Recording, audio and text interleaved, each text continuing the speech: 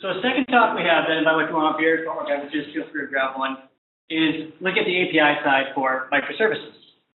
Now, before I jump into that, a little bit about me. I consider myself an API fanatic. So as we talk about APIs, the biggest thing I hate is when I rely on microservices or APIs that change. Maybe we've ever used an API that's changed. And in fact, how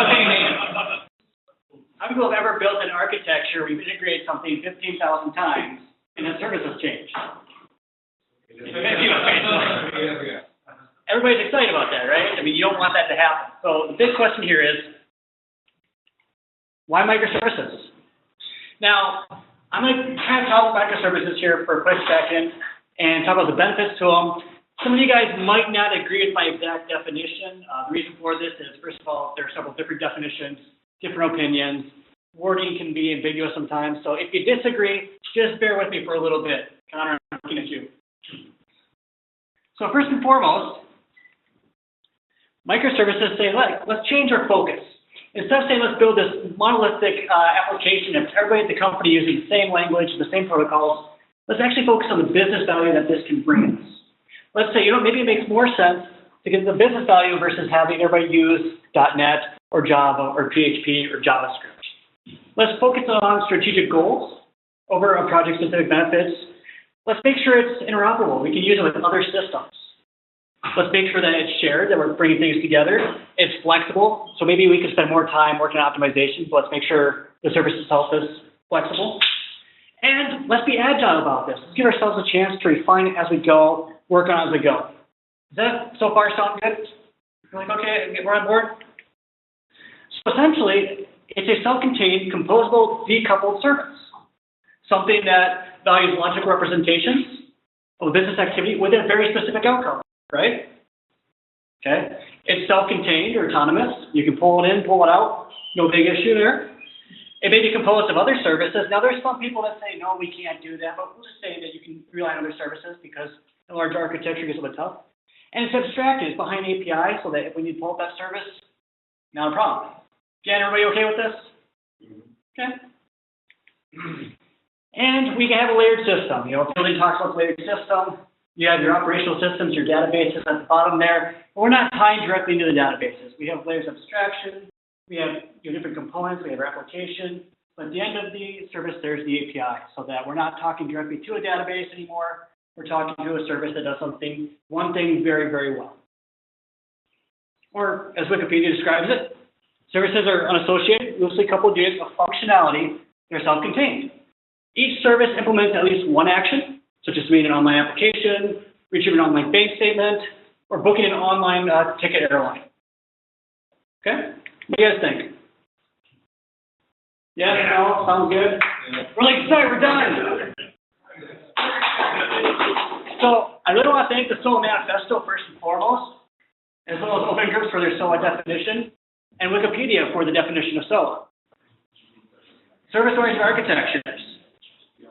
So as we talk about the things we just want to accomplish, we have tried those principles before. How many people here in your company say we should be using SOA? Or we should be pushing for SOA? What happened? Well, Sam Newman in his book says, many of the problems that lay at the door of SOA are problems with things like communication protocols. The problem wasn't the ideas. The problem was the way we communicate, such as SOA. It was middleware, or ESBs, that got in the way. A lack of guidance about service granularity. We made our projects too big or too small, we didn't know what we were doing. Or the wrong guidance on where we split our system. So when we look at it, we do have a problem. And I'm going to agree and disagree with Sam Newman a little bit here to get myself in trouble. The problem is not SOAP. You can actually build a service, put behind SOAP, and still remove it and modularize it. The problem is what I like to call the blue problem. And that is, in every architecture, as you add applications, something has to be glued in the architecture. Something's going to get called by multiple services. Something's going to be relied on again and again and again. Or if we look at it here you have your amazing XYZ CRM, but you have all these other services that want to use this system. They want to use that API. And we like to say, well, no, our microservices will be used by one application. Or our APIs will be used by these three people. The reality is, as the company grows, more and more people say, I need access to that, or more services get tied into that. How many people have ever said, we can just code it the way it is, we'll come back and we'll fix it later? That's the way it works. And what happens is, with SOA, and if we're not careful with microservices, is we get the glue problem where if we attach two Lego bricks together, it's not a big deal. I make a change, I rip them apart for the new service, I have one change. Well, if I had 3 bricks in there and I pull apart, now I have 2 changes.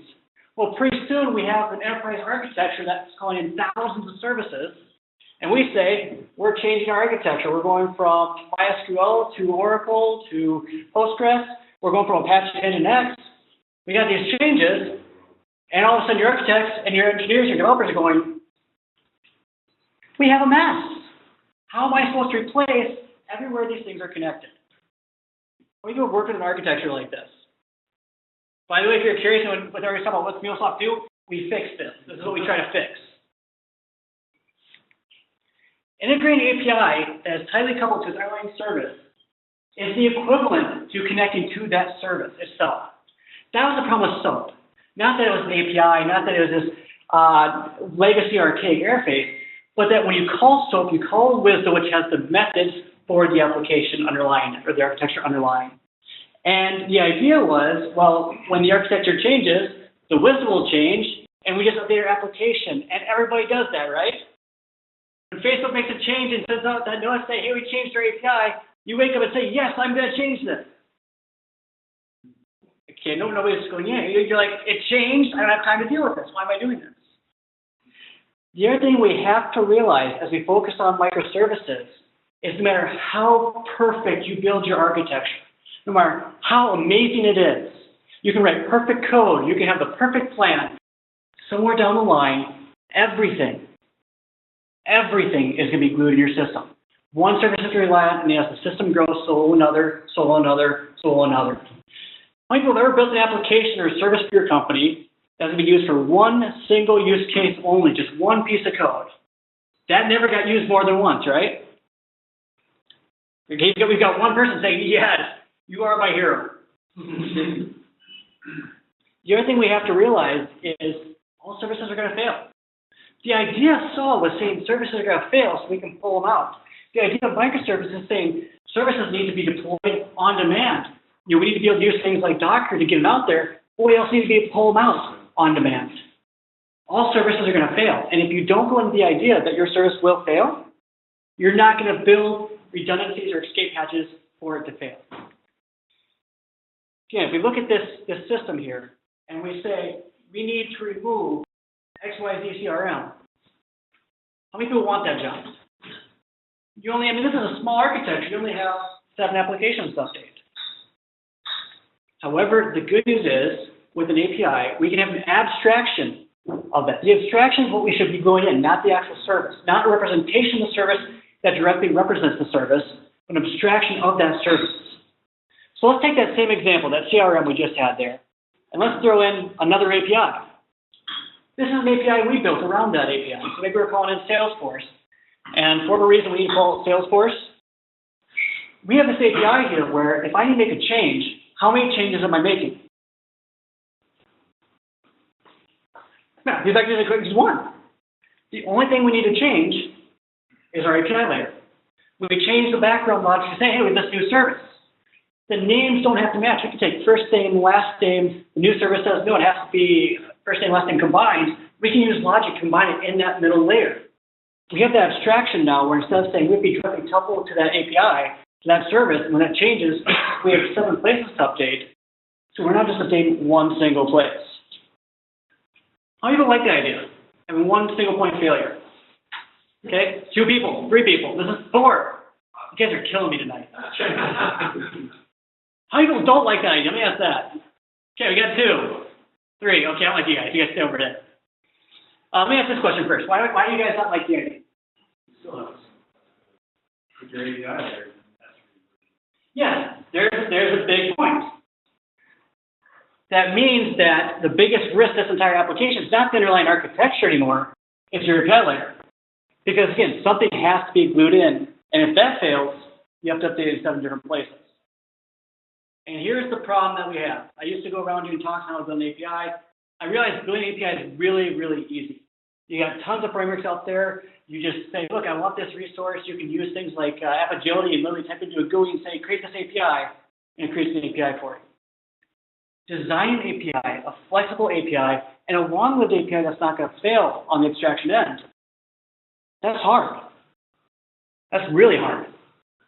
The good news is, we're going to try to make it a little bit easier. So we're going to look at APIs, and we're going to think of them as Legos. People like Legos. I'm in the wrong, okay, thank you guys. I'm going to leave here. So, if APIs were Legos, we'd say, we're going to build this amazing API. This is what it's going to look like.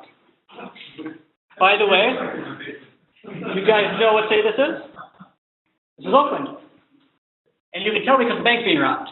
I give myself a trouble. I told that one in Oakland. They're good sports about it. I actually live in Oakland, so I can tell that joke. And let's be honest, we can say this, we're going to build this API. So we say, we need an API that does these things, we're going to build these resources, put in this data, get out there, it's going to be beautiful, we're going to have our Lego city, and everything goes according to plan, right? Nothing ever changes. We don't have on-the-fly decisions of, what's this resource supposed to look like? Or are we using camel case or snake case? Or what should the status response be for this unique use case? And things change, and you get deadlines pushed on you, and you add new things. You have 3 developers working on it who don't always talk to each other. And by the time you finally get this done, this monster of a beast, this API, and you get to production, you have my amazing Lego city. I spent hours on this, by the way. I'm very proud of that. Wait, you didn't go to production first and then start testing it? We did the testing in QA first, put it in production, then make changes. Okay. Yeah, you make your changes. You're going to production first. Right, yeah. You should make your changes in production, but it has to be free to play.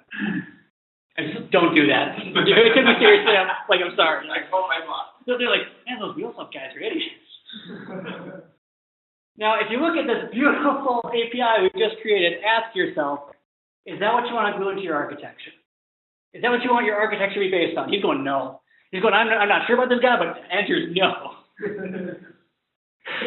So the first thing you need to do when creating APIs, designing APIs, seems really dumb and really common sense, but you need to take a step back and understand what it is you're building. Your API here, it's a contract. And you can put it as a contract where we're offering the service to other people, and you have developers who are building on your API, and they need the OGraph integration, and if it changes, they can't make features, they have to go back and fix the application, which costs them money. But you can bring it back to the business, where all of a sudden your different departments can't add features to their systems because they're changing the changes you made to your system. Now, here's the other problem we have. We think we're really good at long-term design. Roy Fielding, the creator of REST, disagrees. In fact, he goes so far to say people are fairly good at short-term design and usually awful at long-term design. How many people here are good at design? Short-term design. Okay, a couple people. Because I can prove that we all suck at design. How many people here write code? How many people have written code and looked at that code a year later and said, this is amazing? You gotta be like, no. I usually look at my code the next day and go, what was I thinking? We're good, like I said, at the short-term design. We're not good at thinking long-term. We get tunnel vision, but we don't think about the complications that we're creating in our code or in our APIs. How many people here have an extended class, and you're thinking this is the best thing ever, and then you can't extend any further because you're stuck. And all of a sudden, this great architectural system is garbage. Is it just me? Like, damn your basis. Okay, it's just me, thank you. Makes me feel so much better about myself. This means that you need to think through every aspect of building your API, from start to finish. As we talk about building the API, ask yourself things like, who is your API for? Is it for your internal customers? Is it for external customers? Is it for service providers or partners? Could that change? Could there be more people? What type of API are you building? Are you building a SOAP API, a REST API, an RPC API? Which one of those should you build? The answer. What's that? Corba. Corba. Yeah, right. Corba can't be done with REST. The problem we have here is there's no easy answer because you may be working with enterprises that are using legacy systems that say, look, we're a predominant customer or user of this microservice. All of our systems are SOAP or XML based. In that case, it sucks. It may make more sense to do SOAP. Otherwise, if you're saying we want a long-lived API that is versatile and flexible, REST. If you're saying, look, we're making a public API and we just want to get out there and get developers using it, RPC, easier to use. Once you do that, how are you going to maintain your API? How are you going to document your API? How many people have ever used an API without documentation? How many people have done that successfully? How many people have done that successfully and been happy about it? I knew you'd raise a hand somehow. How are you going to let users interact with your API? How are you going to manage authentication, provisioning, throttling, security? How are you going to manage support? All these things you should be considering before you build this service and before you build the API for this service. But that's why we will never even build it. We'll be considering it for a while. Think of it as artwork here. As you think about these things, it's very easy to say, how are we going to support it? Or not. We're going to have a public forum, or email us and we'll give us support directly. These don't have to be complex answers. They don't have to be something where you literally sit down, so make myself in trouble. Anybody here from marketing? Okay, I now work in marketing. I'm a developer by nature. I go to marketing. Everything we do is a meeting. And that's another meeting. The team here is awesome. They're amazing. I worked at one company where our marketing team spent 4 meetings to figure out the color of the text on our website. You don't want this to happen with your API. This isn't what we're saying. We're not saying go that far. What we're saying, though, is you should say, look, we're going to build an API. We actually have a plan to maintain it. We have a case where we can say, look, we'll have resources that can be devoted to this long term as things change. We have an idea for documentation. Again, that can be as simple as saying, we're going to use a spec like Swagger around. Governance. Why governance? How many people here know exactly who's using your services? Which parts of your team, which parts of your company, you know every single use case? One person. How many people would like to know that? How many people ever made a change to a project and all of a sudden you get a call from somebody saying, we were using that? Doesn't work anymore. AKA the fire drill. With the governance aspect, you're able to know exactly who's using it, what applications, what use cases, and how many calls they need. It provides a whole additional layer of giving you knowledge and giving you more control. How many people here have ever had a company or department ask you for access to a database? Okay, a lot of times in a lot of companies, they say, look, we need access to this database, and they say, no, we're not going to give you access to the database, or we have to create a user. You actually have full control of what they have access to and what they can read, write, delete, full control in a governed model. But how do you find out that 5 engineers just got assigned to write in a whole new language with a whole different way of doing their testing, and they've committed 10,000 lines of code to the repo, and you found out that you have to integrate it into your microservice architecture after the fact? So the question is, if they're designing on your microservice, the service that your team owns, without your knowledge, that's a problem. It just comes out of the blue. Right. Happened to me last week. That's called a logistical nightmare. That's like somebody coming in and changing your code without you knowing, or somebody coming in and changing the API without telling you. That should not happen. That's the idea of microservices, is to have dedicated teams to that service, so we're not having 15,000 people make changes. That's not an engineering problem. That's a management problem. Yeah. Well, I know there are management problems, but how many of us have had a management problem? Right. Everybody should raise their hand about that. Yeah. That's a classic. Yeah. It materialized last week. We're saying it's actually important for a microservice to know who the consumers are. Yes, I would argue it is. And the reason I argue it is for if that microservice gets pulled out of the architecture. If that microservice is having load issues, if there's having abuse issues.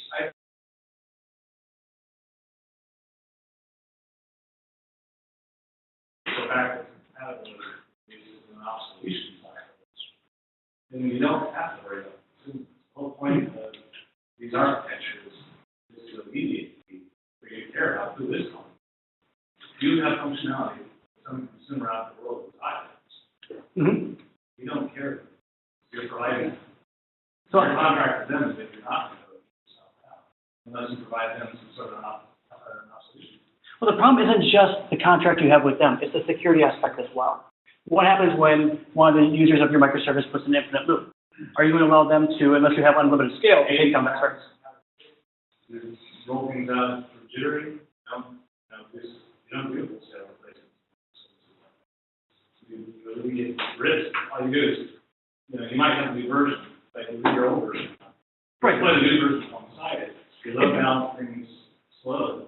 Right, but even if you have one version, if you have somebody who says, look, we're using this microservice, and I put an infinite loop, or you have somebody who says, we're doing an infinite loop on Amazon AWS, or we're doing a DDoS attack. The issue isn't saying, look, we're going to replace it because we need to know who to replace it. That's just one example where you can pull out and say, because the reality is, at some point in time, the service is going to change. At some point in time, it's not going to be possible to have the old service and new service both running at the same time. Well, it's not necessarily true. I see your point here, and we've done versioning on services where we've actually gone back through and deprecated it. Mm-hmm. And we've shaken users out of the woodwork that were, hey, what happened to our old services? We did not get the memo about moving us on to the newer, more modern, more flexible API. Again, it's not an engineering problem, it's a management problem. No, wait, Yeah, go ahead. consumers of your service define the pattern of use of your service, and the pattern of use helps you to optimize against it. They inform it, they don't define it.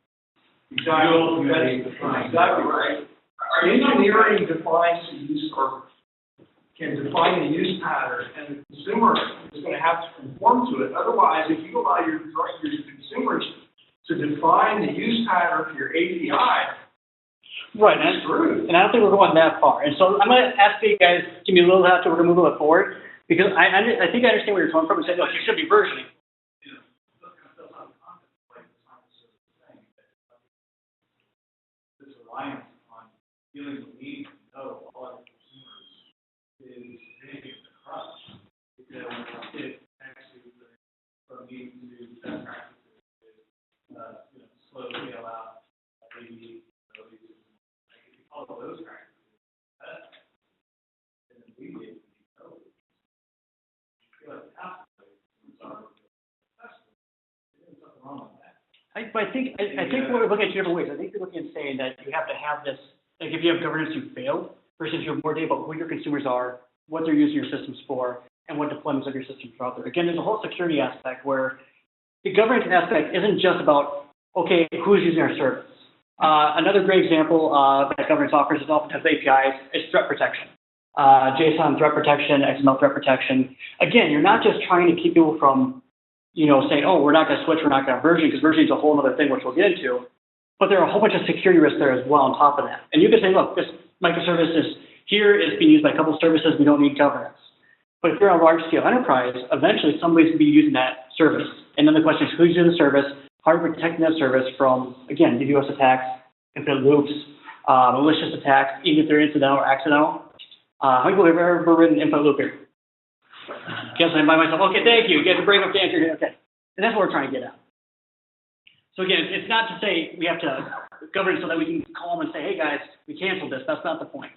Do you guys have something like Amazon Cloud Trail? That's what it sounds like you described consumers that, where you can see all the users, like by user of the different services. Yeah, what we do is we offer API management specifically. So it'd be the API management on top of the REST API, in which case you could say this is the application, this is the user who has the application, they have your unique key, you can track the usage of the API. It doesn't drive down into like the exact calls or trails at this time, but you have an idea at least how it's being used, who's using it, and where the load's coming from. Also see who your heavier users are. When designing your API, really encourage you guys to do something called spectrum development, because one of the problems is, again, we're going to build this API in production, kick it out there, see what happens, and then there's backwards changes. As you mentioned, if you're tightly coupled to an API, the API needs to be able to change, but it also needs to be long-lived. So before you actually code your API, before writing the code, you should actually know what the API is supposed to look like. You should know what the resources are. You should know what the methods are. You should know the methods are consistent. You should know that the status codes are consistent, that the return types, the responses are consistent. You should use things like design patterns and code reuse. These are things we do in code, but we don't tend to do them in design. You should mock and get user feedback. As you're building an API for other services to consume or for other people to consume, you should be talking to them, making sure it meets their needs. Make necessary changes once you get that feedback, and then once you have the specs, start coding. So if we look at this in kind of a design cycle, what it looks like is you have this agile design of your API, where we actually know what our API looks like, how it's going to function, how people are going to interact with it before writing a single line of code. The way it works is we design the API, we mock it, test it, get feedback, and then validate it. Does this work? Does it meet their needs or not? Reason for this, how many people here have ever written code that's been inconsistent? No functions have been inconsistent, no methods, no. We all do it because we lose sight. When you have 3 different developers working on a project together, things are going to be inconsistent. We're trying to eliminate that because that's ultimately what's going to cause your API to fail. And then once you get there, that's when it's one way. So again, looking at designing the API, testing the API, saying to your consumers and say, does this make sense? Is it consistent? Getting their feedback, and then saying, yes, this is ready for us to code or not. Now, the problem with this is it's a great idea and concept, but previously it meant we have to write a bunch of code, create the services, and when they make changes, we write the code. The good news is we don't have to do that anymore. There are several different open source specs out there that make this easier. So there's RAML, which is the RESTful API modeling language. There's IODocs, which is by Mastery. There's Swagger. There's API Blueprint. Myself, I'm personally a fan of RAML, not because MuleSoft was the company that our CTO created, but because of the advantages it offers over the other specs, such as code design, pattern reuse, pattern libraries, etc. So with RAML, you can define your API in just a few lines of code or text. You can see what it will look like as you go. So now you get a visual representation of how the API would function. You can quickly prototype it for developers to try. You can quickly make tweaks or changes because it's plain text. You can easily document your APIs. We're talking about documentation. Documentation's done. You can let developers try your API online if it's a service that's been out there. Now, with a microservice, you're probably not going to let developers try it online, but you can have it within your internet to make sure the other services that rely on the API make sense and it functions. What's RAML look like? This is just a quick picture of the API designer. Again, you can see everything in the right side of the screen of what's happening. So I click in those, I can see exactly how those resources look and how they work. I can test them out to make sure it's uniform, it's consistent, and I can set design patterns so instead of saying every resource has a 401, it's automatically there and automatically pulled in. So the A is API. Yep. Because as we go back to API, you hit the nail on the head earlier when you said, look, if your API fails, the whole architecture, the whole system fails. A poorly designed API is going to cost you far more in the long run. This is why we encourage people to take this API design first approach, because otherwise you're going to be spending more money in the long run. You can say, look, we're going to take 1 to 2 weeks to get the design right, to get this right, to have a strong foundation, because your API should be a foundation for your architecture, versus, well, we rushed into it, we got there, we have it in there, it's our glue, and I have the city that I built. So I believe you said we should use best practices. Absolutely 100% agree. We should be using best practices with our APIs. With that, we should be doing things like nouns over verbs. So if you're saying get user, something's wrong. We should be using CRUD or create, read, update, delete. We should be using hypermedia and hadions. We should use accept and header content types. We should return header codes, obviously, and then return descriptive error messages. So with nouns, as we look at REST, REST is designed to be a representation of the objects that we're returning. It's not supposed to be tightly coupled to them. It's supposed to be an abstraction representation of it. So you want nouns to say, look, we're going to get users. We're not creating a user. We're not getting users. We're not deleting users. We're accessing the user's object, and then we can use our HTTP verbs to say specifically what we want to do with it. And that brings us to CRUD here. With CRUD, you want to be using standards. So to create something, or for advanced searches, things like that, you can use post. To get the record, get. To update the record, put or patch. As you look at put or patch, it's very important to understand what the difference between put and patch is, because they do 2 very different things. For example, if my name is Mike, last name Stowe, city is Fairville, Minnesota, and I do a put where I want to update the city, so I say that put city San Francisco, California, that record now reads first name blank, last name blank, city San Francisco, California.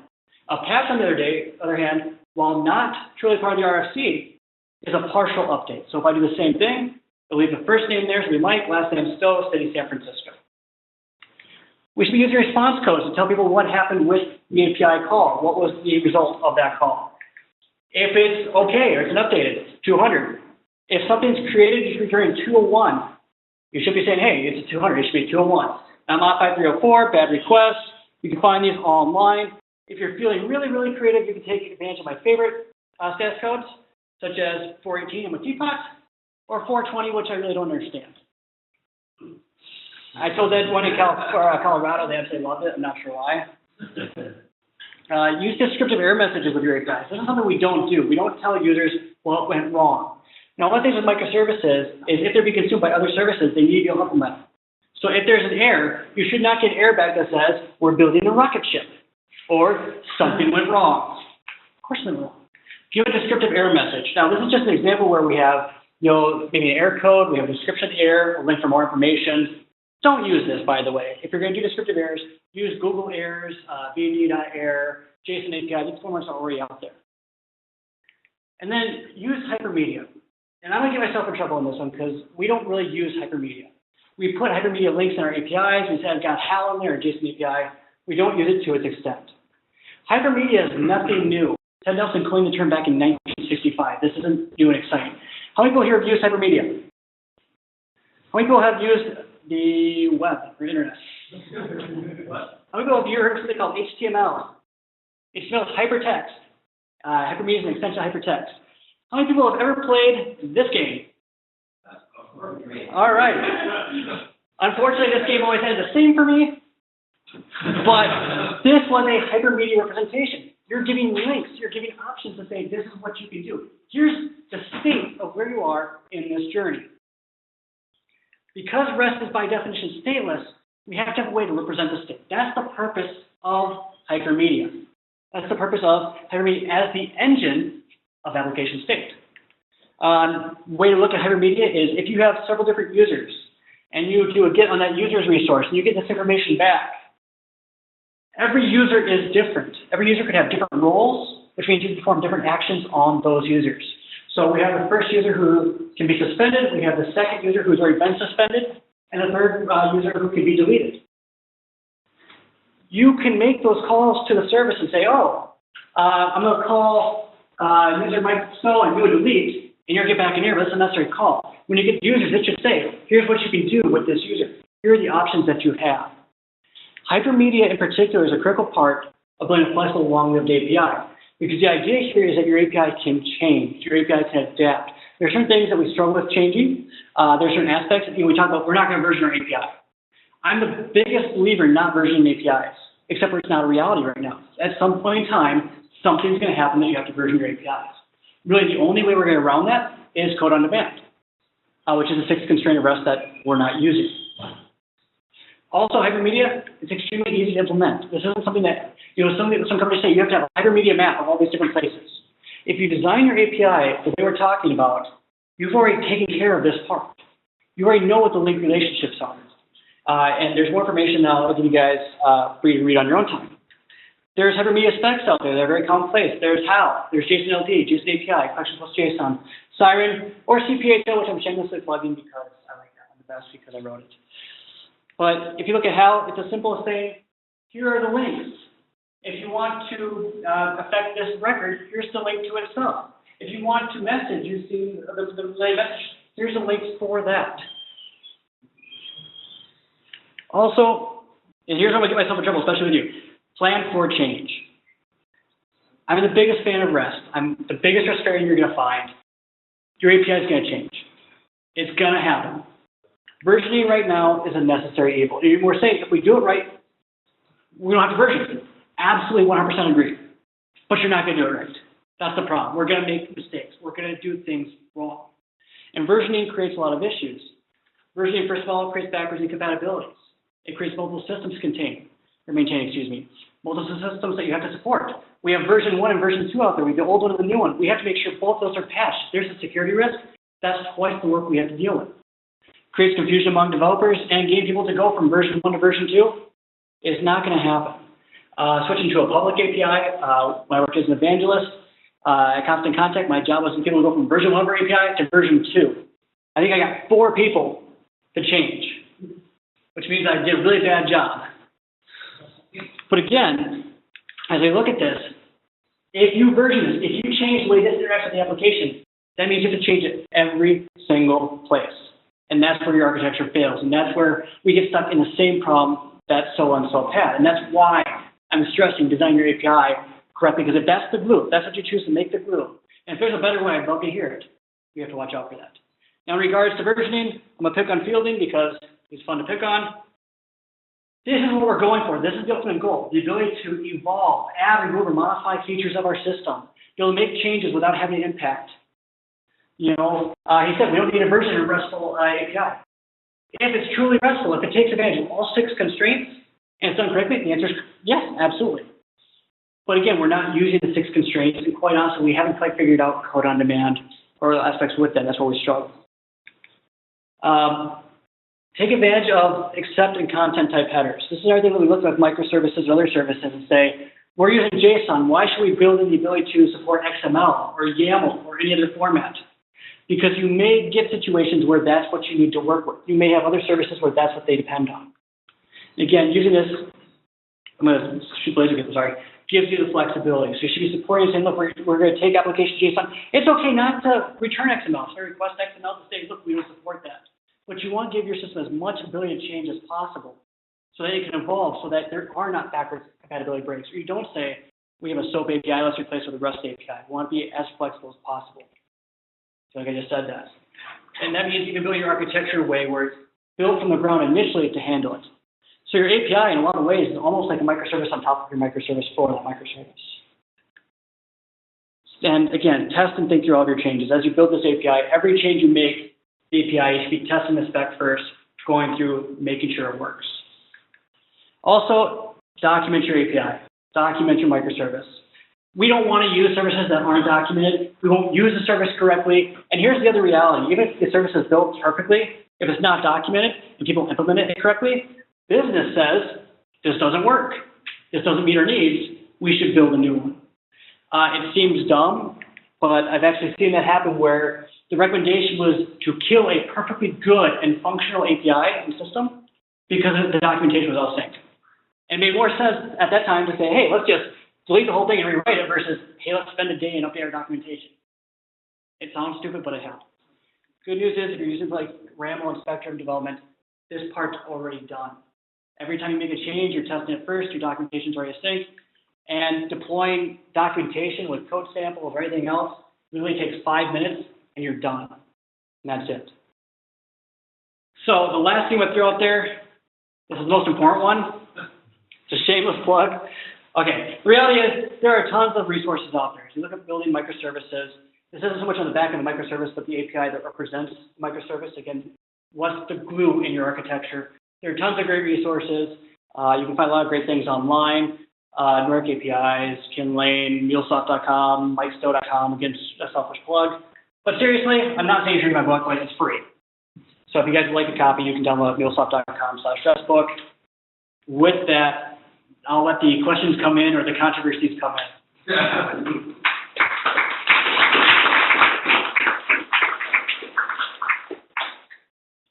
Questions, comments? People already tell me I'm an idiot. 1, 3. Hopefully not the latter. How do you handle your version? Versioning is a tricky situation in that if you do it correctly with hypermedia, you can avoid the versioning to a certain regard. You have some people that are proponents of versioning the URL. You have people who are versioning, saying, look, you should have it in the header as a specific custom version tag. And you have people who say you should do it in the content type. Myself, I personally like the URL just because I think it's more explicit in saying this is what you're calling.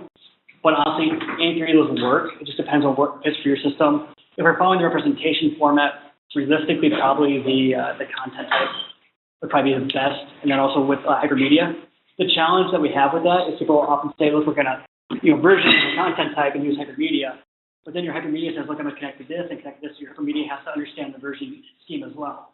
So if you say, look, you're in version 2, here's how you get back to version 1, and really guides you through that. If you do a version with hypermedia, then you really don't need the version aspect because then it changes.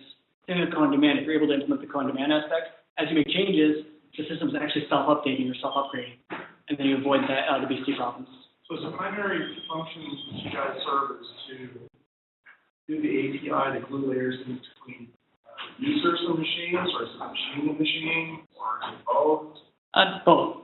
So what we start off as your traditional ESB company, where we had consumers who said, look, we have an AS400, we need to connect to it, and by the way, we use Salesforce and Workday and SAP, and we have the SOAP API and legacy applications over here. So we sat in the middle and connected those things. And we help them connect to that, get that data, unsilo that data, and then we kind of evolve at the same time going, wow, now you have this data, you can do something with it. You can start releasing this data within the company. You can use this data to expand your company. If you look at like large financial institutions, sure, they make a lot of money off of loans and stuff, but they also make a lot of money off of how do people spend their money and then filling those reports. So we access the data in different ways. And that eventually led to, well, people want to expose their data and have these different services work together and avoid being stuck back in the mucky spaghetti code, point-to-point connections. They need a way to create APIs. And so that's how we evolved from traditional ESB to an all-encompassing platform to unlock the data, but also provide APIs for them as well.